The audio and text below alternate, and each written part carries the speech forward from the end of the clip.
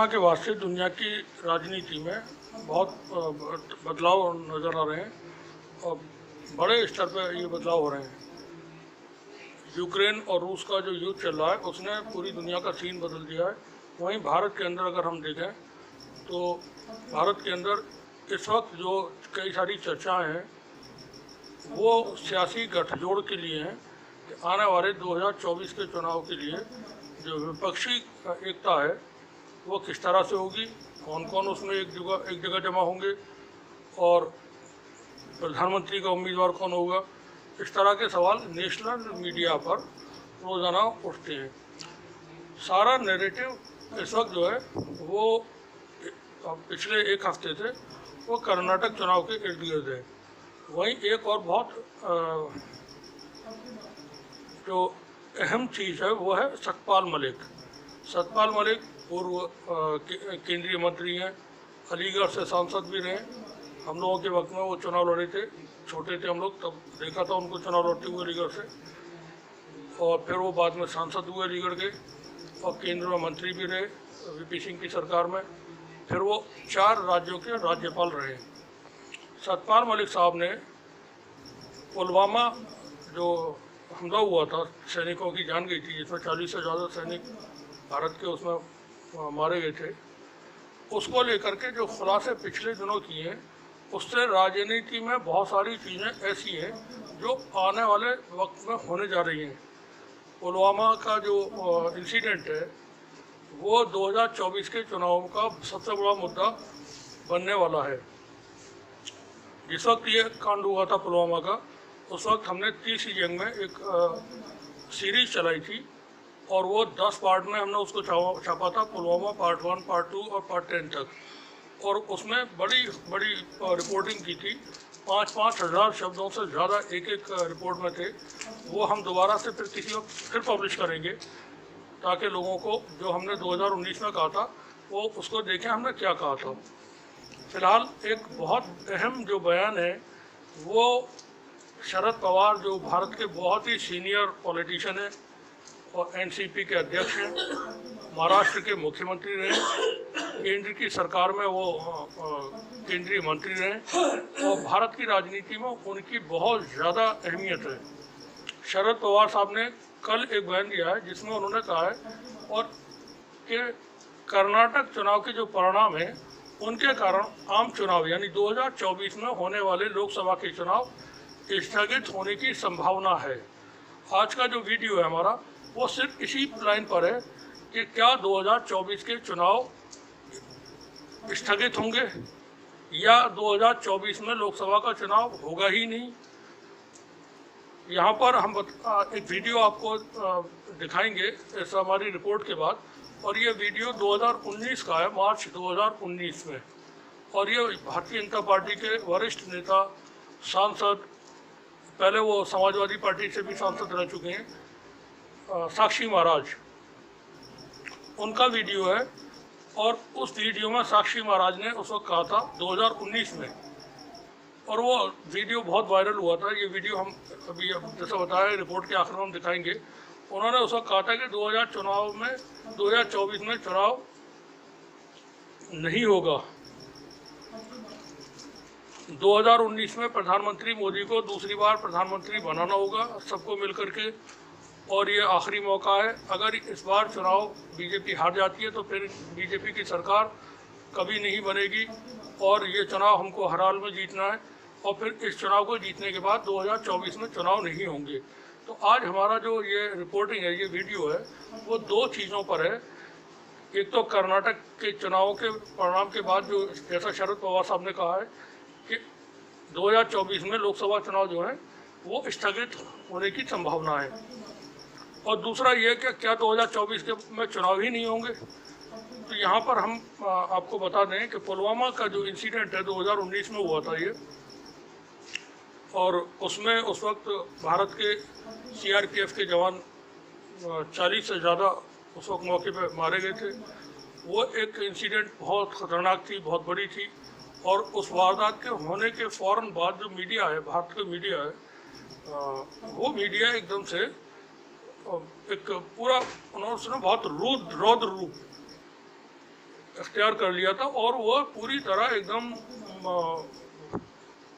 उस वक्त की जो रिपोर्टिंग थी वो बहुत ही ख़तरनाक रिपोर्टिंग थी।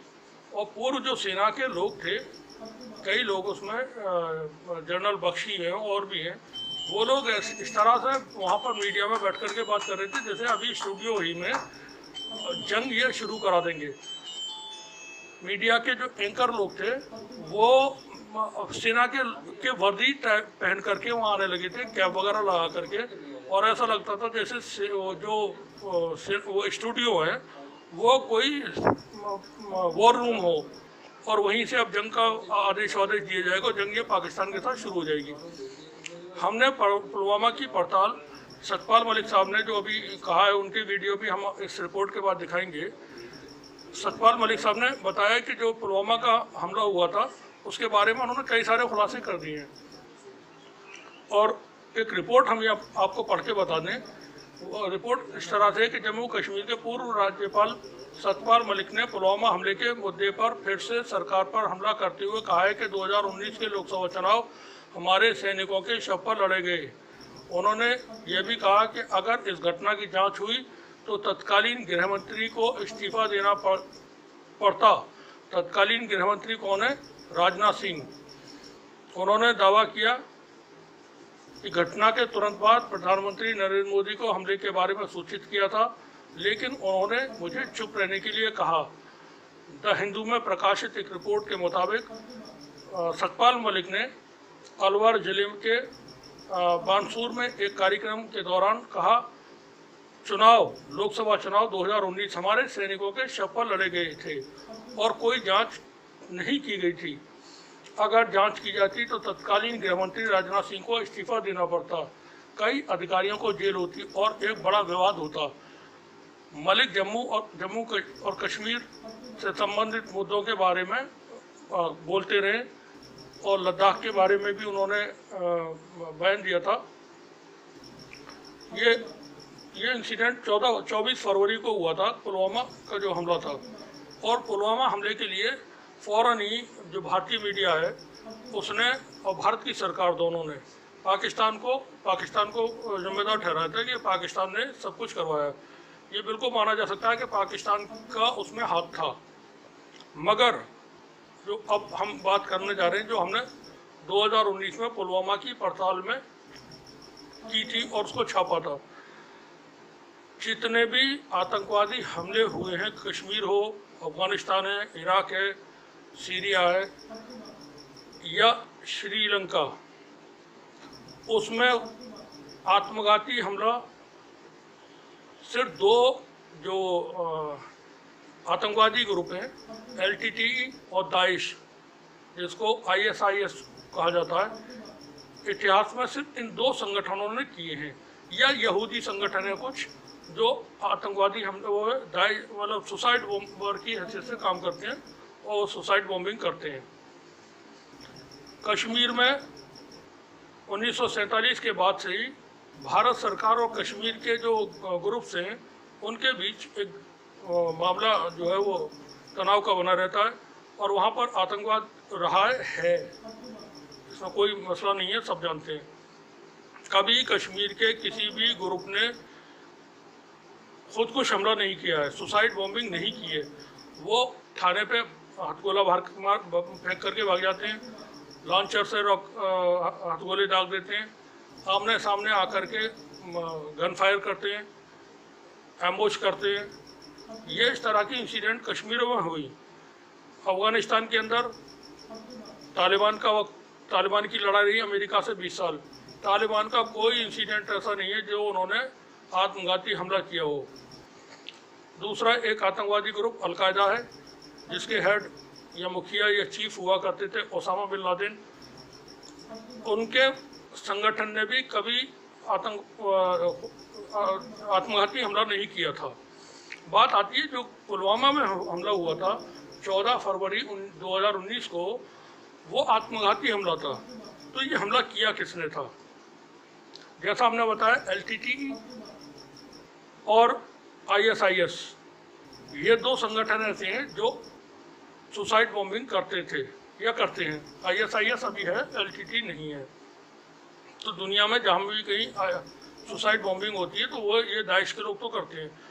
अब जब कश्मीर में, क्योंकि जब कोई घटना होती है तो उसमें जांच एजेंसियाँ ये देखती हैं कि लूट की वारदात है तो लुटेरे कौन कौन हो सकते हैं, ये हत्या हुई है तो हत्यारे कौन कौन हो सकते हैं, ये किडनैपिंग हुई है तो किडनैपिंग करने वाले कौन है।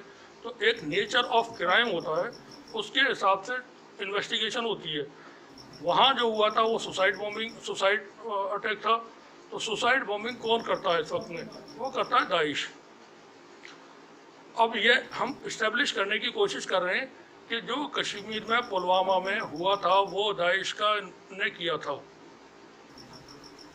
और साथ में हम कहते हैं कि उसको फैसिलिटेट किया था ब्लैक वाटर्स ने। ये हमने पुलवामा की पड़ताल में जो 10 एपिसोड पब्लिश किए थे 2019 में, उसमें निष्कर्ष निकाला था। अब जो नए सीन क्रिएट हो रहे हैं भारत के अंदर पॉलिटिकल, क्योंकि उसमें जांच उस वक्त नहीं हुई थी और बाद में भी नहीं हुई, और क्या जांच हुई है किसी को नहीं मालूम। मीडिया ने बता दिया कि साहब पाकिस्तान ने हमला किया। पाकिस्तान का रोल बिल्कुल रहा उसमें, उन्होंने फैसिलिटेट किया होगा जो उसमें जो ब्लास्ट में मटेरियल इस्तेमाल हुआ था उसके लिए उन्होंने लोगों को अरेंज कराने में कोशिश की होगी। लेकिन जो ब्लास्ट किया था, सुसाइड बॉम्बिंग जो हुई है, सुसाइड जो अटैक हुआ है, वो अटैक दाइश करता है, हम ये बताने की कोशिश कर रहे हैं। अब सतपाल मलिक साहब ने जो खुलासे किए हैं, इसके बाद पुलवामा देश के अंदर एक बड़ा इशू है, बन चुका है। भारत सरकार ने कभी भी पिछले 9 साल के अंदर कोई भी मामला उनकी सरकार से जुड़ा हुआ रहा, उनके किसी सांसद से जुड़ा हुआ रहा, उनके किसी नेता से जुड़ा हुआ रहा, तो उसकी जांच कभी नहीं की। स्वयं जो तत्कालीन गृह मंत्री थे राजनाथ सिंह, जो आज रक्षा मंत्री हैं भारत के, उन्होंने उस वक्त एक बयान दिया था और कहा था कि हमारे यहाँ इस्तीफे नहीं होते हैं, यानी भारतीय जनता पार्टी में इस्तीफे नहीं होते हैं, और शायद इसीलिए इस्तीफा नहीं हो रहा है ब्रजभूषण सिंह का, क्योंकि बीजेपी में इस्तीफे नहीं होते। वहाँ कोई बलात्कार कर दे या कोई आतंकवादी की वारदात हो जाए या किसानों की हत्या हो जाए, किसानों की ने जो आंदोलन हुआ था उस वक्त 700 लोग उसमें शहीद हुए थे किसान, कुछ भी हो जाए तो भारतीय जनता पार्टी से रिलेटेड कोई भी लीडर होगा, चाहे वो करप्शन का मामला हो या किसी और तरह के दुराचार के मामले हो, तो उसमें न तो जांच होगी और ना ही उनके खिलाफ कोई कार्रवाई होगी, ना उनसे इस्तीफे वगैरह लिए जाएंगे। ये इस तरह की जो चीज़ें चल रही हैं वो देश के हित में नहीं है।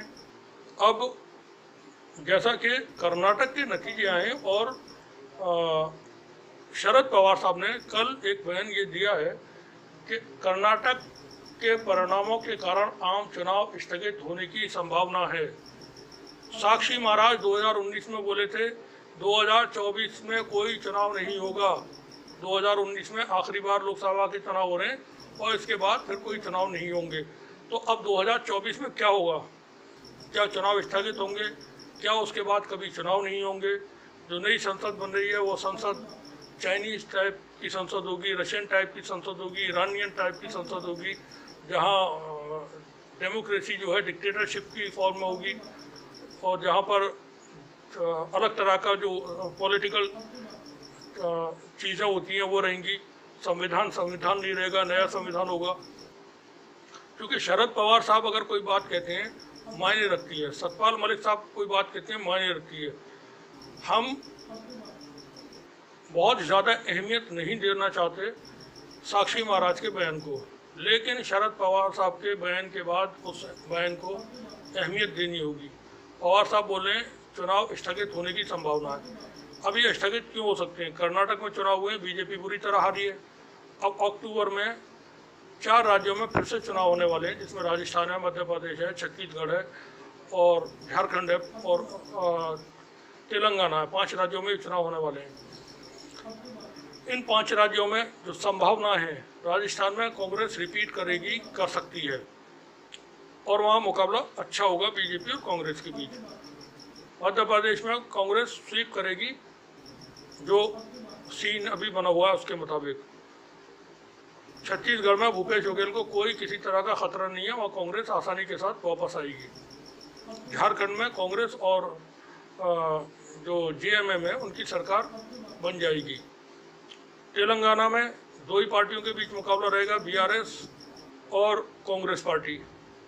कांग्रेस पार्टी वहाँ पर मेन विपक्ष है। भारतीय जनता पार्टी की प्रेजेंस वहाँ बहुत ज़्यादा नहीं है। वहाँ थोड़ा सा इन्फ्लुएंस AIMIM असदुद्दीन ओवैसी जिसके हेड हैं, चीफ हैं, लीडर हैं, उसका भी है। तो BRS और ओवैसी साहब ये मिलकर के चुनाव लड़ेंगे वहाँ पर। कांग्रेस शायद अकेला चुनाव लड़ेगी और वहाँ पर इन दोनों ही पार्टियों का आमना सामना होगा। तो वहाँ पर 50-50 हम मान के चलते हैं कि BRS भी जीत सकती है और कांग्रेस भी चुनाव जीत सकती है। अब इन चुनाव नतीजों में 3 राज्यों में कांग्रेस पूरी तरह जीत जाती है या 4 में जीत जाती है। एक में BRS को मान लेते हैं, वो सरकार बना लेती है और BJP के हाथ में से कोई राज्य नहीं लगता है। तो जो इंटेलिजेंस के इनपुट पहुंचेंगे, इंटेलिजेंस की जो रिपोर्ट पहुंचेंगी और जो सोशल सर्वे कराए जाते हैं एजेंसियों के ज़रिए, उनकी रिपोर्ट सरकार के पास पहुंचेगी। तो वो रिपोर्ट तो अच्छी नहीं होगी और वो पुलवामा भी होगा उस वक्त सामने, महंगाई भी होगी, ब्रजभूषण के ख़िलाफ़ जो बैठे हुए हैं किसान पहलवान वो भी होंगे, किसानों का मुद्दा भी होगा, राहुल गांधी का जो भारत जोड़ो यात्रा है सेकंड पार्ट वो शुरू होने वाली है, जैसा मान के चलें जुलाई और अगस्त में, उसका भी होगा। क्योंकि कर्नाटक में जो कांग्रेस ने बड़ी विक्ट्री हासिल की है उसमें राहुल गांधी की भारत जोड़ो यात्रा का बहुत ज़्यादा असर है, ये सभी लीडर मान रहे हैं।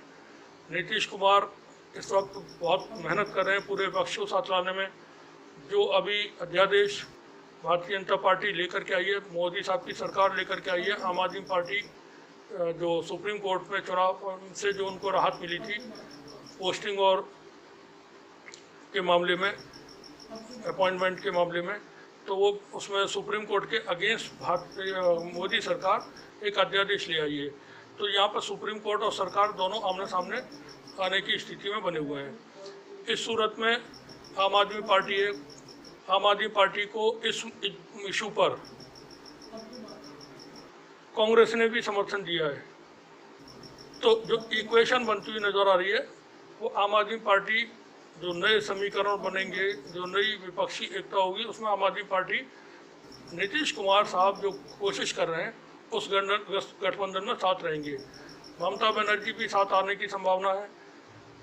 कर्नाटक के तेलंगाना के चुनाव के बाद बहुत मुमकिन है BRS चंद्रशेखर भी साथ में हो जाए। महाराष्ट्र में शरद पवार और शिवसेना ये कांग्रेस के साथ रहेंगे ही, वहाँ उनका पहले से गठजोड़ है। तो जो चीज़ें हैं वो हिंदी बेल्ट है। हिंदी बेल्ट में भारतीय जनता पार्टी, जैसे उत्तर प्रदेश की अच्छी सीटें हैं, अब यहाँ पर जब पुलवामा का मसला पहुँचेगा जनता के बीच में और ये ब्रजभूषण का इशू पहुँचेगा और किसानों के जो 3 कानून का मामला था और जो उनको प्राइस देने का मामला था, ये सारे इशू पहुँचेंगे जनता के मामले में। तो BJP के पास तो कुछ ऐसा है नहीं जो उन्होंने 9 साल में किया हो और जनता को जाकर के बता दें कि साहब हमने ये किया है। कर्नाटक के चुनाव में भी कांग्रेस ने कहा कि हम बजरंग दल पे पाबंदी लगाएंगे, PFI पे पाबंदी लगाएंगे, इनको प्रतिबंधित करेंगे। प्रधानमंत्री ने वहाँ पर उसको बजरंगबली से जोड़ दिया। लोगों की समझ में फौरन आ गया कि बजरंगबली का कोई ताल्लुक नहीं है बजरंग दल से। तो उन्होंने वहाँ जो धार्मिक राजनीति का कार्ड खेलने की कोशिश प्रधानमंत्री महोदय ने की थी वो कर्नाटक की जनता ने रद्द कर दिया। आगे के चुनाव में भी कांग्रेस किसी भी सूरत में धार्मिक मुद्दों पर चुनाव नहीं लड़ने जा रही है। जो 5 राज्यों में चुनाव होने हैं अक्टूबर में, विपक्ष की तरफ से कोई भी पार्टी धार्मिक मुद्दों पर चुनाव नहीं लड़ेगी, ये बिल्कुल फाइनल है। चुनाव जो होगा वो पुलवामा पे होगा, सोशल सिक्योरिटी पे होगा, अनएम्प्लॉयमेंट पे होगा, महंगाई पे होगा और लद्दाख पे होगा कि चाइना भारत के अंदर घुस कर के बैठा हुआ है। लद्दाख की 2000 स्क्वायर किलोमीटर ज़मीन पर उसका कब्जा है। उस पर सरकार की तरफ से किसी तरह की कोई पेशकदमी नहीं होती है, कोई बात नहीं होती है। कोई भी प्रधानमंत्री एक शब्द बोलने को तैयार नहीं है। अब मीडिया मैनेजमेंट कितना काम कर पाएगा वो सिर्फ ये दिखा सकता है कि भारत के बाहर गिनी में वहाँ के प्रधानमंत्री ने भारत के प्रधानमंत्री के पैर छुए। ये पीआर जो एजेंसी बैठी रहती हैं, आपको बता दें कि भारत के अंदर सभी ने नाम सुना होगा राष्ट्रीय स्वयं सेवक संघ। राष्ट्रीय स्वयं सेवक संघ जो है उसी के जो संगठन है वो विदेशों में हिंदू स्वयं सेवक संघ के नाम से जाना जाता है। और इस संगठन की जो हिंदू स्वयं सेवक संगठन है पूरे विश्व में हर देश में इनकी अपनी शाखाएं हैं, इनके अपने लोग हैं। ऑस्ट्रेलिया में, कनाडा में, यूके में, आपके फ्रांस में, यूएस में, हर जगह पर इनके लोग मौजूद हैं। और जैसे प्रधानमंत्री मोदी का कहीं जाना होता है तो देखा होगा कि बहुत बड़े बड़े शो होते हैं वहाँ पर, जनता एयरपोर्ट के बाहर खड़ी हुई वेलकम करने के लिए, और प्रधानमंत्री उनके बीच में पहुँचे हुए हैं और वो सिक्योरिटी के भी बैरियर्स तोड़ करके उनसे हाथ मिला रहे होते हैं। तो वो आरएसएस के जो हिंदू स्वयं सेवक संघ है उसके बुलाए हुए लोग होते हैं। वो कोई आम जनता नहीं होती वो कि जा रहे हैं साहब प्रधानमंत्री आए हुए हैं हम जा रहे हैं उनका वेलकम करने के लिए, नहीं, वो नहीं होते। ये आरएसएस के जो हिंदू स्वयं सेवक संघ है वो बुलाता है। अब हिंदू स्वयं सेवक संघ के पास ये सारे लोगों को इकट्ठा करने के लिए एसेट्स कहाँ से आते हैं, पैसा कहाँ से आता है। तो जैसे भारत के अंदर कभी कोई उन्होंने जवाब नहीं दिया किसी को कि उनके जो लाखों करोड़ों कार्यकर्ताओं के कार्यक्रम समागम वगैरह जो होते हैं कहाँ से आती है फंडिंग, उनके लिए पैसा कौन देता है। सरकारों ने भी नहीं पूछा और इत्तेफाक की बात है अदालतों ने भी नहीं पूछा उनसे कि एक गैर मान्यता प्राप्त संगठन जिसके पास कई करोड़ सदस्य हैं, जिसके सदस्यों के नाम आतंकवादी कार्रवाइयों में शामिल हुए हैं, जिसके सदस्यों के मुखियाओं के नाम बहुत खतरनाक घटनाओं में आ चुके हैं, जिसके संगठन के लोग बॉम्ब ब्लास्ट करने में उनके नाम आ चुके हैं, उनके पास इतने बड़े बड़े आयोजन करने के लिए फंडिंग कौन करता है, पैसा कहाँ से आता है। कभी किसी ने इस बात पे कोई पड़ताल नहीं हुई है, कोई जांच पड़ताल नहीं हुई है। पुलवामा की पड़ताल की तरह ही पड़ताल वो सब चलता रहा है। तो हिंदू स्वयं सेवक संघ जो विदेशों में है उनके पास बहुत बड़ी पूंजी रहती है और वो लॉबिंग का काम करते हैं बाहर विदेशों में बैठ करके। जैसे ट्रंप को चुनाव लड़ाना था तो हिंदू स्वयं सेवक संघ ने पूरा जी जान लगा दिया था और गुजरात में भी मोदी साहब ने उनका वेलकम किया और यहाँ पे भी शो हुए और मोदी साहब वहाँ भी गए थे। वहाँ जाकर के उन्होंने कहा था कि अब की बार ट्रंप सरकार, अब ये कोई मतलब इमेजिन कर सकता है कि एक देश का राष्ट्राध्यक्ष दूसरे देश में जाकर के दूसरे देश के एक व्यक्ति के लिए जाकर के वोट मांगे। This is the failure of foreign policy. और वही वजह है कि बाइडेन प्रशासन की तरफ से भारत को बहुत ज़्यादा जो अहमियत होना चाहिए वो नहीं मिली है। इन चीज़ों को चूँकि बड़े लेवल पर एक एक बात उनको पॉइंट की जाती है, उसको नोट की जाती है और वो सारी चीज़ें उस पर लोग रिसर्च करते हैं एक तरह से कि ऐसा हुआ तो क्यों हुआ।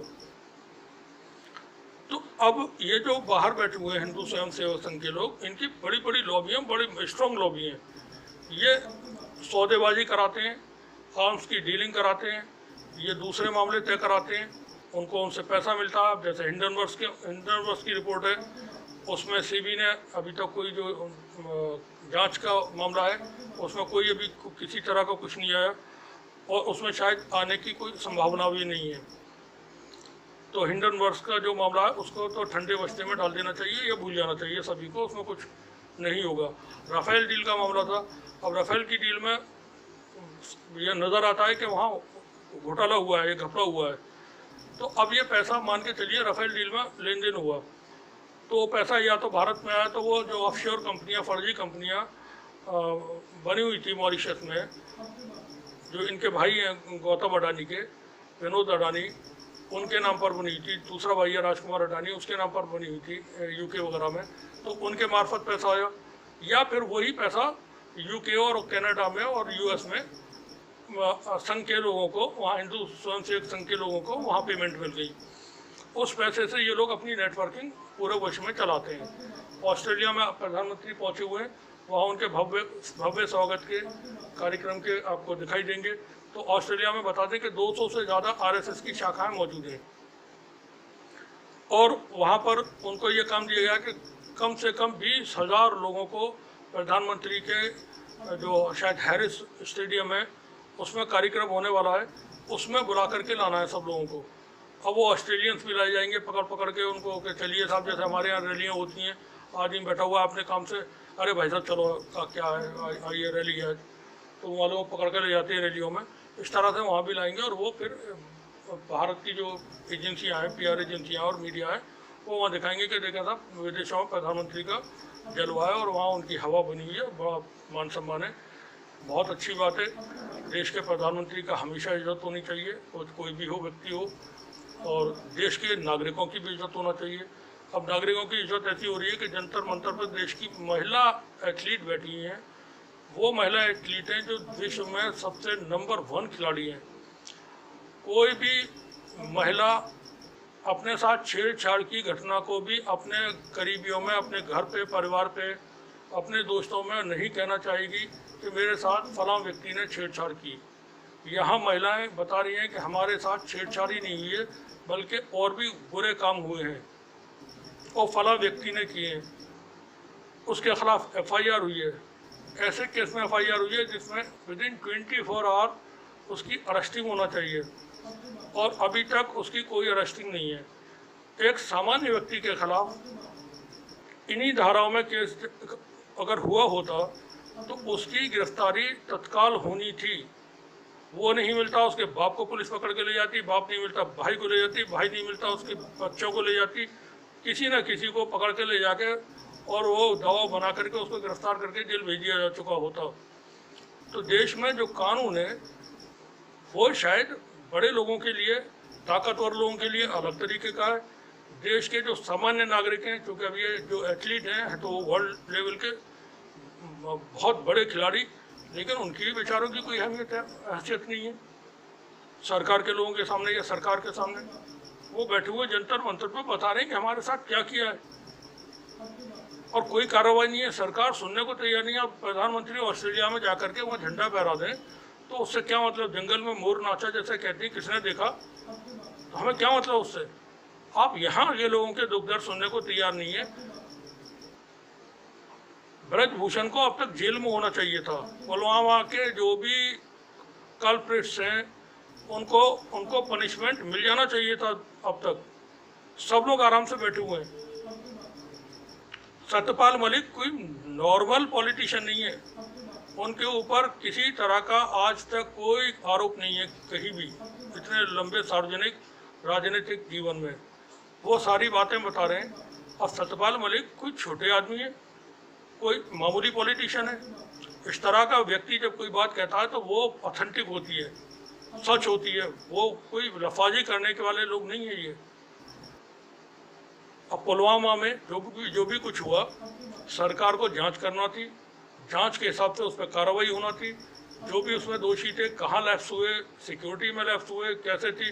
अब जैसा हमने अपनी लेवल पर वाया जो चीज़ें थी वो हमने पुलवामा की पड़ताल में पब्लिश की थी, तो वो हमने जैसा बताया कि दाइश का इन्वॉल्वमेंट है उसमें। दाइश कैसे हुआ उसमें शामिल? श्रीलंका में आतंकवादी हमले हुए थे, फौरन भारत की मीडिया ने उसको कश्मीर के आतंकवादियों से जोड़ दिया था। अमेरिका की फॉरेन पॉलिसी रिपोर्ट छापती है और बताती है, वो बहुत ही शर्मनाक एक मामला था। उन्होंने रिपोर्ट छापा अमेरिकन फॉरेन पॉलिसी ने और बताया कि भारत की एजेंसियों ने IB का नाम लेकर के उन्होंने कहा कि दाइश के साथ मिलकर के अफगानिस्तान के काबुल में, जलालाबाद में, कंधार में आतंकवादी हमले करवाए हैं। दाइश के साथ मिलकर के ईरान में, टर्की में और फ्रांस में हमले करवाए हैं, कनाडा में हमले करवाए हैं। और बताया कि श्रीलंका में जो हमले हुए थे वो भारत की IB ने मिलकर के दाइश के साथ करवाए थे। फॉरेन पॉलिसी के खिलाफ मुकदमा कायम करना था भारत सरकार को, क्यों नहीं किया? भारत का मीडिया तो बता रहा था कि ये कश्मीरी आतंकवादी हैं। वहाँ भी यही था कि वहाँ जो हुए थे हमले वो सुसाइड बॉम्बर थे, सुसाइड अटैक थे। अब सुसाइड अटैक ही पुलवामा अटैक था। तो जो मैथमेटिकल इक्वेशन बनाई जाती हैं, AX + BY + CZ = दिस, इस तरह से जब जांचें होती हैं तो उसमें निष्कर्ष निकलते हैं, पता चलता है कि मामला क्या है। जब जांच हुई श्रीलंका के मामले की तो पता चला कि वहाँ पर घटना जो अंजाम दी गई थी वो आत्मघाती हमलावर थे, और ये आत्मघाती हमले कौन करता है? वो करता है दाइश। बाद में श्रीलंका की तरफ से वो तमाम चीज़ें मौजूद हैं, ऑन रिकॉर्ड मौजूद हैं, उसमें लिटरेचर गूगल करिए आप, पता चल जाएगा सब कुछ। फॉरेन पॉलिसी की रिपोर्ट आपको मिल जाएगी, क्या लिखा था उन्होंने। तो ये चीज़ें कोई छिपी छिपाई थोड़ी हैं। अब ये एथलीट बैठे हुए हैं, इनको इंसाफ मिलना चाहिए। 2024 के चुनाव होंगे नहीं होंगे उस पर कयास लगाए जा रहे हैं। जैसा शरद पवार साहब की हमने बयान बताया आपको, तो 2024 में चुनाव न होने की वजह बन सकती है आने वाले 5 राज्यों के चुनाव। अगर भारतीय जनता पार्टी यहाँ पर नीलवटा सन्नाटा जाती है तो मुमकिन है कि चुनाव न हो 2024 में। अब फिर होगा क्या? संसद को भंग कर दिया जाएगा बिफोर टाइम, और राष्ट्रपति को सिफारिश कर दी जाएगी राष्ट्रपति शासन लगाने की। 6 महीने के लिए राष्ट्रपति शासन लग जाएगा, फिर उसके बाद 6 महीने फिर बढ़ा दिए जाएंगे, और फिर इस पीरियड में कुछ नया जो समीकरण है वो बन जाएंगे। नई संसद बनने जा रही है। जो साधु लोग हैं वो बता चुके हैं कि हमारा नया संविधान तैयार है, तो मुमकिन है नई संसद में नई व्यवस्था देश के लिए मिल जाए और चुनाव ना हो। चाइना और रशिया और ईरान और टर्की और फ्रांस के जैसी डेमोक्रेसी भारत में देखने को मिले। बने रहिए हमारे साथ, देखते रहिए टीचिंग न्यूज़। शुक्रिया आपका। नेता मोदी सारे विश्व के लोकप्रिय नेता हैं, और अब सारे देश में चर्चा हो रही है मोदी है तो देश है। तो ये अब जो चुनाव होगा वो पार्टी का चुनाव नहीं होगा, वो साक्षी महाराज का किसी प्रत्याशी का चुनाव नहीं होगा। अब जो चुनाव होने वाला है वो देश का चुनाव होने वाला है। पहले बार देश में जागृति आई है, हिंदू जग गया है, लोग जग गए हैं, और मुझे लगता है कि इस चुनाव के बाद, मैं सन्यासी हूँ, मन में जो आता कह देता हूँ, अनुभव करता हूँ, इस चुनाव के बाद 2024 में चुनाव नहीं होगा, केवल यही चुनाव है, और ये चुनाव देश के नाम पर लड़ा जा रहा है। हम लोग पूरी सत्ता से, ईमानदारी से, केवल उन्नाव ही नहीं, जिस मैं बता रहा हूँ, अगर 24 में नरेंद्र मोदी को नहीं हटाया गया तो डेमोक्रेसी को खत्म कर देगा, चुनाव ही नहीं होगा। फिर ना सिर्फ टीटो की तरह कहेगा मैं ही हूँ। अब देखो ना, पंजाब में एक दिन उनका ट्रैफिक, एक दिन गाड़ी रुक गई, कहीं प्रदर्शन कर रहे थे किसान, कोई वायलेंट वो नहीं था, उसी को कह रहे आज मैं जान बच गई मेरी, मैं बच के आया हूँ। ये कायर भी हैं।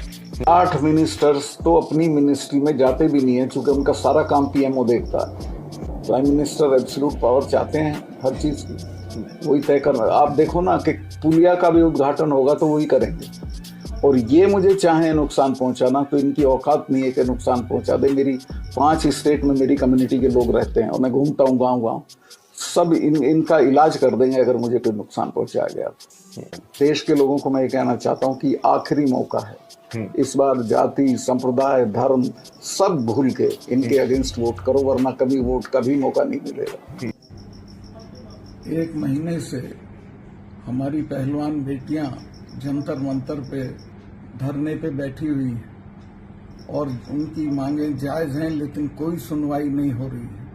तो आज ये तय किया है सब उन लोगों ने कि आज वो कैंडल मार्च निकालेंगी और इंडिया गेट तक जाएंगी। मैं आप सभी से प्रार्थना करता हूं कि बड़ी से बड़ी तादाद में उसमें हिस्सेदारी करें। मैं भी खुद उसमें पहुंचूंगा। बहुत बहुत धन्यवाद। ये लड़ाई हमारे देश की बेटियों के सम्मान की लड़ाई है। मुझे याद है चौधरी चरण सिंह जी कहते थे कि जब कोई बेटी कोई आरोप लगाती है तो उसका सबूत नहीं मांगा जाता, उसको मान लिया जाता है कि ये सही होगा। तो ये जो बेशर्म लोग दिल्ली में बैठे हैं, इनको 1 मिनट नहीं लगानी चाहिए थी मुकदमा दर्ज करने में और इस आदमी को बर्खास्त करने में। लेकिन मैं आपको आश्वस्त करता हूं, बच्चियों को, तुम्हारी कामयाबी होगी। सारे देश के लोग आपके साथ हैं, सब तरह के लोग आपके साथ हैं, और आपको तकलीफ जरूर है, लेकिन आप इतिहास रच रही हैं, और लोग याद रखेंगे कि कुछ बेटियों ने कुश्ती के फील्ड में भ्रष्टाचार को खत्म किया था। बहुत मेरी पूरी शुभकामनाएं आपके साथ हैं। मेरे लायक कोई भी बात आधी रात भी आप आवाज लगाओगे, मैं आपके साथ खड़ा रहूंगा। कल मैं सीकर में था, तब बजरंग जी का फोन आया, मैंने कहा मैं दिल्ली पहुंचते ही आपके बीच में आऊंगा, और आज मैं आपके बीच में हूं। और मुझे इस बात की खुशी है कि बच्चियां बहुत हिम्मत से लड़ रही हैं। इनके ऊपर तमाम तरह के दबाव हैं, इनके परिवारों पे दबाव है, लेकिन वो कोई काम नहीं करेंगे, चूंकि इनके साथ जनता जनार्दन है और लोग इनके साथ हैं। मैं देखता हूँ ये किसान यूनियन के सब लड़ाकू लोग जिन्होंने प्रधानमंत्री से माफी मंगवाई कुछ महीने पहले, जब ये आ गए तो कोई सवाल ही नहीं है आप कामयाब ना हो। और मैं बहुत लंबा भाषण नहीं करना चाहता है, ना भाषण करने की जगह है। मैं सिर्फ इतना कहना चाहता हूँ कि हम सब लोग आपके साथ, ठीक है सर। किसी भी तरह की सहायता, किसी भी तरह का सवाल जब आप उठाएंगे, हम आपके साथ रहेंगे। बहुत बहुत धन्यवाद। ये कोई रंडी खा रहा है, ये कोई रंडी खा रहा है।